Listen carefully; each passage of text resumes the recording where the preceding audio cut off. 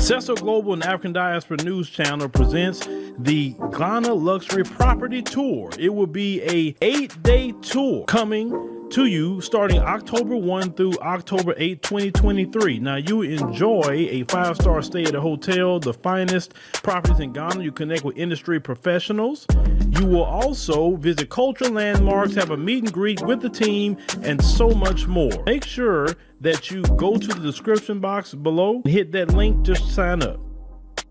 What does it take to truly move to Ghana and begin your life here?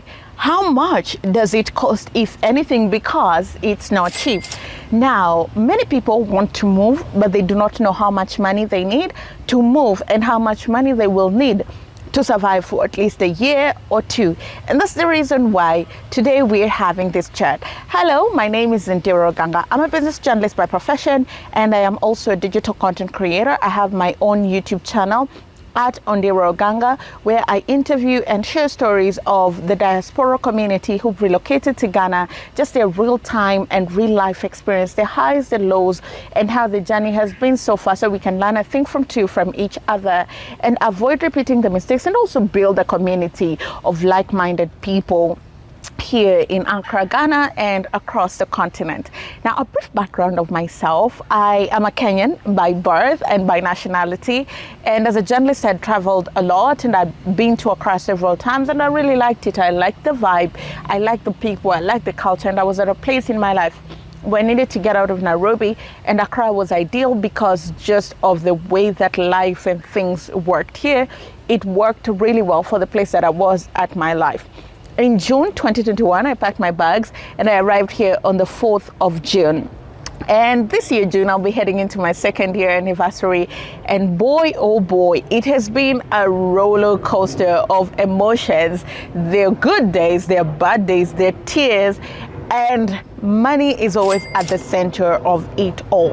When I was moving, to be honest with you, I was just doing rough estimates, and I wish I had somebody to walk the journey with me and sort of guide me on how much money I will need to do all this, but there wasn't, and I had to learn the hard way, and that's the reason why I'm doing this video. Now, I want to take it step by step. Whichever part of the video you feel resonates with you, please take it and run with it. Number one, when you're moving here, it's common sense. Please do not forget to budget for it. Your air ticket, depending on where you come from, your air ticket prices could change. So, for example, when I was coming, because I bought a one-way ticket, it was about $350.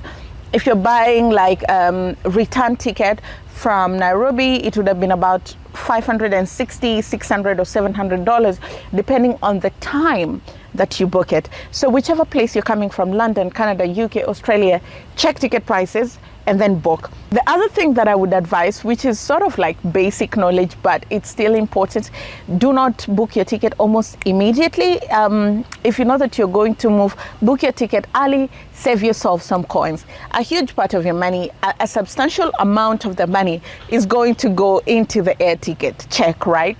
Now you're in Ghana, you need a place to live, right? That brings me to point number 3, which is rent.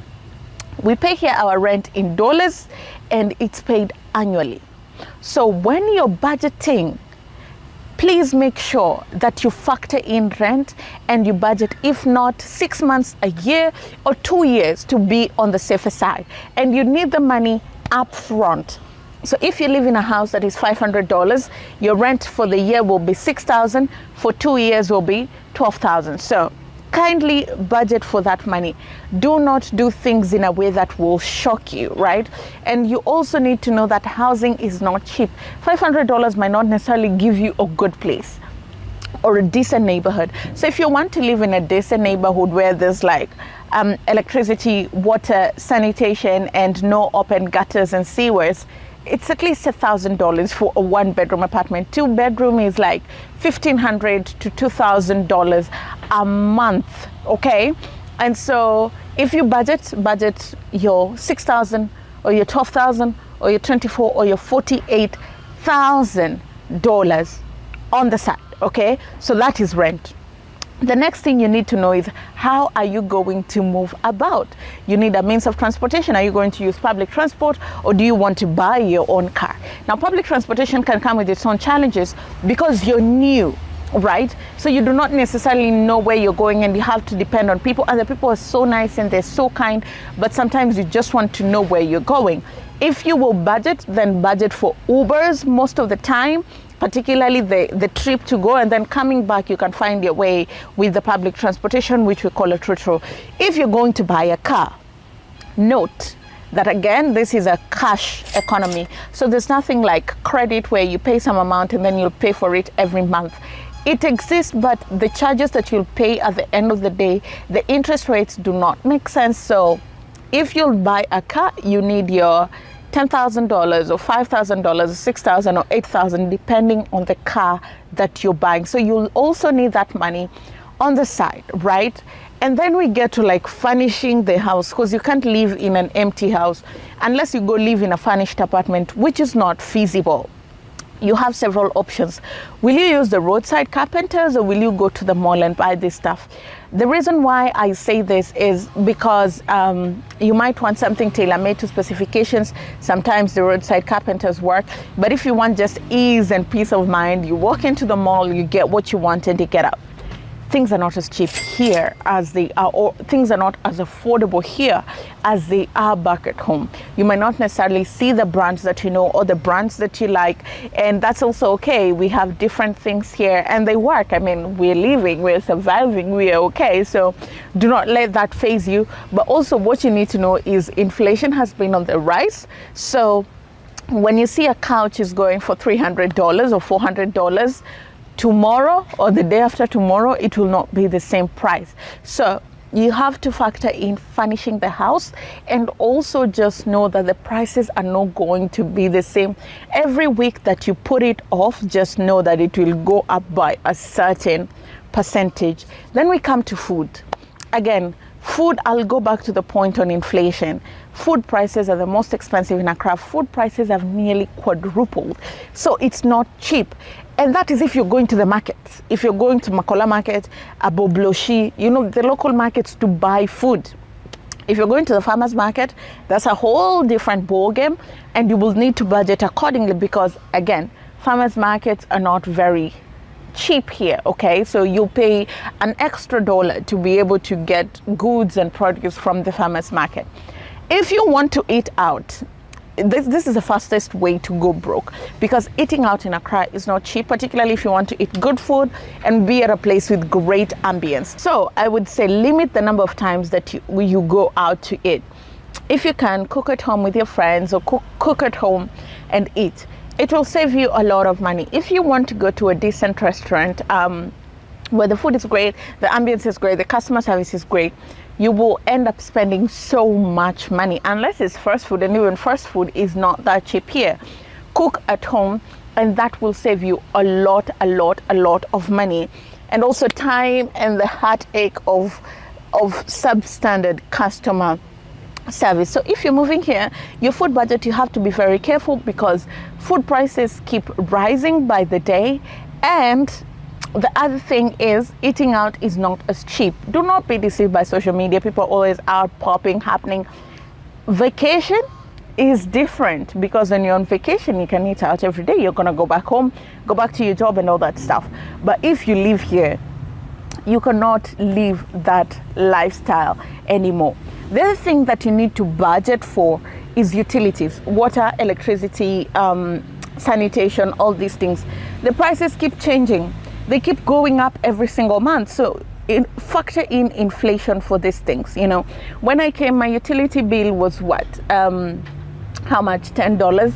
It has risen like crazy. Now I pay so much money for utilities. So just be very careful in budgeting for these things.